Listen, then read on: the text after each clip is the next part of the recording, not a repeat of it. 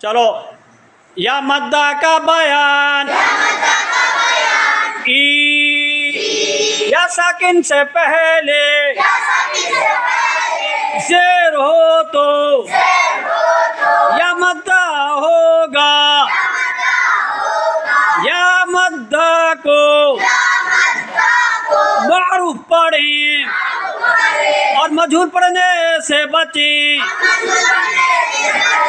या मद्दा को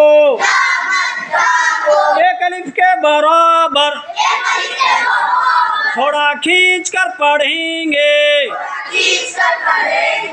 जैसे ई, हमजा या जेर ई, बी, बा या जेर बी, ती, ता या जेर ती, थी, था या जेर थी,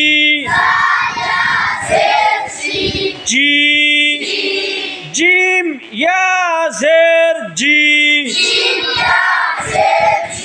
ही, हा या जेर ही,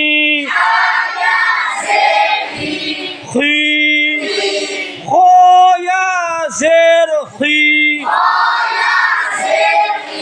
दी, दाल या जेर दी,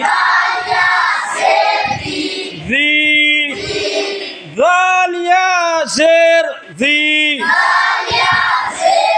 5 उंगली के ऊपर सबक आएगा। देखो, ई, हमजा या जेर ई, उंगली के ऊपर पढ़ना। समझ गए? तभी ये सबक याद होगा।